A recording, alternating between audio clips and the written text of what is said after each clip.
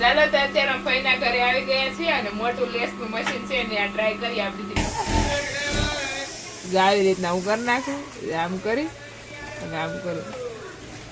હવે યોગિતા દીદી પાઇપિંગ ચડાવશે કેટલી સેકન્ડમાં આવું મારે આવું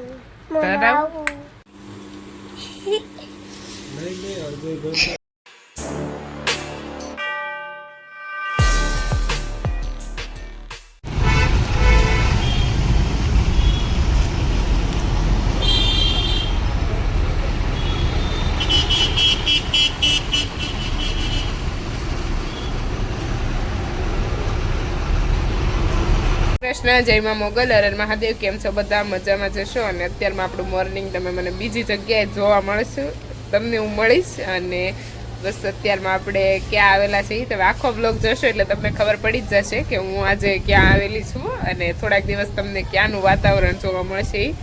અને બસ જોઈએ કે આપણે આખો દિવસ શું કરીએ તે. અને સવારમાં આપણે બ્લોગ સ્ટાર્ટ કરી દીધો છે અને વહેલા પહોંચી ગયા છીએ.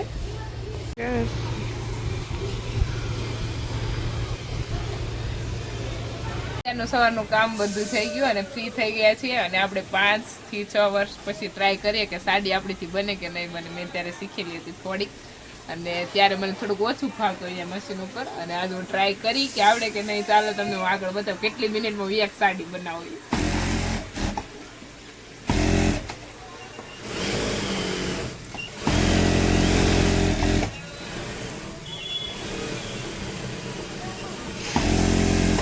આવી રીતના આપણી આવે છે કેમ કે આપણે ઘણા સમય પછી ટ્રાય કરી ઓછું ફાવે આપણને.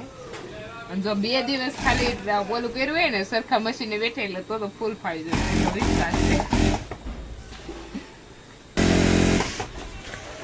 એટલે કાંઈ નહીં આપણે ટ્રાય કરી લઈએ તો આપણો શોખ પૂરો થઈ જાય. એટલે 10 સાડી સિલાઈ કરી બીજી સિલાઈ. જો આવી રીતના કંઈક આવડે આવું થોડુંક થોડુંક ફાવે છે.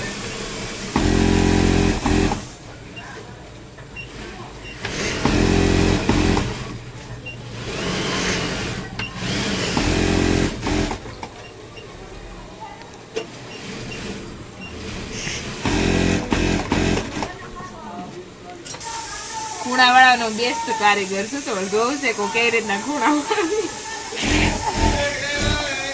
આવી રીતના હું કરી નાખું આમ કરી અને આમ કરું. એટલા ફોલ આવડે મને.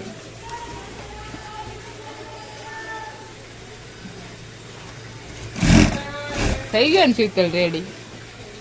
જો ખૂણો બતાવી દઉં કે આવો ખૂણો નહીં. જો રેડી છો એમ તો રેડી છે પણ તોય શીખે છે એટલે હાલે આપણે શીખવા માટે એને. બસ આવી રીતના સાડી બનાવે મજા આવે. મને બહુ ગમે બનાવવું કેમ કે આપણે તો ક્યારેક હોય ને એટલે આપણને ગમે. રોજ બનાવી ગમે.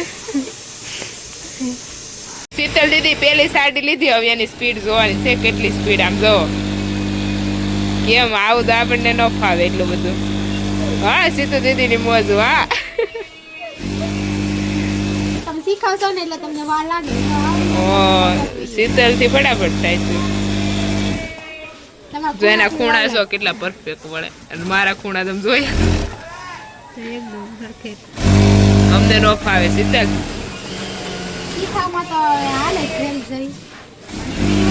થોડુંક થોડુંક તો આવડે. 1 મિનિટ નથી થઈ બોલો. 38 સેકન્ડમાં સાડી પૂરી કરી નાખી છે. હવે યોગિતા દીદી પાઇપિંગ ચડાવશે કેટલી સેકન્ડમાં ચડાવે પાઇપિંગ એ આપણે જોવાનું છે. જો એની સ્પીડ જોવો ખાલી.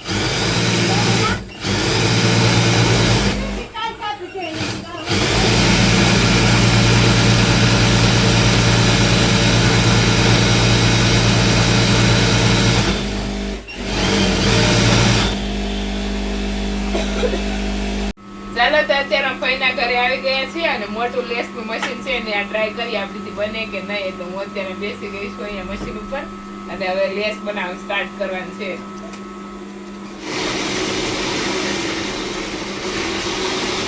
આવી રીતના લેસ બને.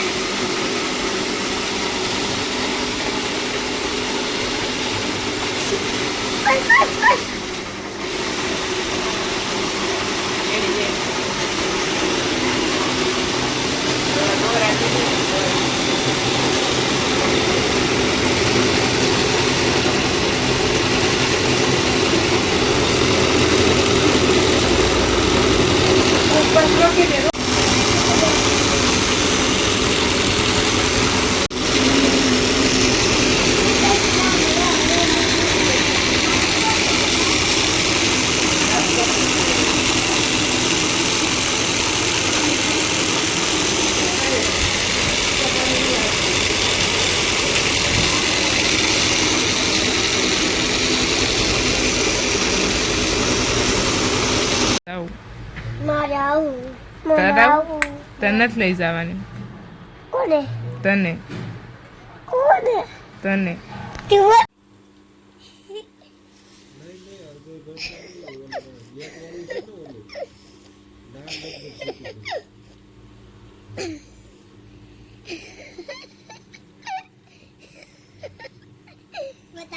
અત્યારમાં હું અને શીતલ દીદી બંને ટેરેસ પર આવી ગયા છીએ અને શીતલ દીદી આપણા ગામડાના બોર ખાય છે અને ચાલો હું તમને બતાવું કેવી મજા આવે બોર ખાઈને. બહુ મજા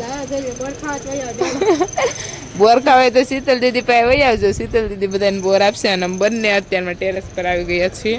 અને તમે અહીંયા જો બાઇકો કેટલી છે, માણસો અડી બાઇક હશે એવું લાગે. સિટી છે શીતલ દીદીનું. બહુ ગમે શીતલ. શીતલ થોડીક શરમાઈ છે કેમ કે બ્લોગમાં બહુ ઓછી આવે. આપણે કાંઈ નહીં, શીતલને 2 દિવસ આરે વ્લોગ ઉતારશે એટલે ધીમે ધીમે શીતલને પણ કમ્ફર્ટેબલ લાગશે કેમ કે થોડુંક તો ગમે એ લોકો હોય કેમેરા આગળ આવે એટલે ઓકળ ફીલ થાય જ તે. અને બસ જોઈએ કે પછી શું કરીએ. પાણીપુરી ખાઈને આવ્યા ને તોય ભૂખ્યા છે બોલો. એટલે અત્યારે પાછા પાણીપુરી ખાઈ લીધી અને હવે બ્રેડ લપેટવા મીણા છે. જો બહારનું ખાઈ લઈશ ને પછી એમ કે હવે બહારનું ન ખવાય. કેમ આવું એવું કેવું? અને ગાયના દૂધના માખણથી બ્રેડ શેકાશે. કેમાં જેવું એવું કેવું એવું એવું કેવું. અને જો આજુ તમે હાથે શેકે છે એને ખબર છે કે મેં આને કઈ ખેવડે નથી એટલે આપણું કામ નહીં કરે. કેમ ડન ડન. બાપુ પણ હાથે શેકવા માંડ્યા હો. મેં કીધું બ્રેડ કોણ ખાય તો બાપુ ખાય. બાપુ એ બાપુ બ્રેડ ખાવજો. બાપુ જોવો બાપુ બધું ખાય ને બાપુ જો સ્ટાઈલ. ખાઓ પીઓ મોજ કરો એમ. ખાઓ પીઓ મોજ કરો એમ કે બાપુ. આમને આજે આપણો પહેલો દિવસ નીકળી ગયો છે સુરતમાં અને બહુ મજા આવી. જેટલી આપણે ગામડામાં શાંતિ મળે એટલી તો અહીંયા નો જ મળે કેમ કે અહીંયા મોસ્ટ ઓફ લોકો મશીનના કામ કરતા હોય. કોઈ મશીન સિલાઈનું કામ કરતું હોય, કોઈ ઓલા લેસના મશીન નાખતું હોય, કોઈ ઓવરફિક્સનું સ્ટિચિંગનું કામ કરતું હોય. એટલે અહીંયા બધા પોતપોતાના ધંધા લઈને બેઠા. એટલે અહીંયા જેટલી ગામડામાં શાંતિ મળે એટલી ન મળે કેમ કે અહીંયા ઘોંઘાટવાળી પોતપોતાના કામ કરે એટલે મોસ્ટ ઓફ મશીનના જ કામ કરે એટલે ઘોંઘાટ થોડોક વધારે હોય. પણ તો પણ મજા આવે છે કેમ કે મોસ્ટ ઓફ રિલેટિવ આપણા બધા સુરતમાં જ હોય. અને બસ હવે અત્યારમાં આજ તો આપણો દિવસ નીકળી ગયો છે અને હવે આગળ જોઈએ કે કેવો જાય આપણો દિવસ અને શું કરીએ પછી આગળ તે.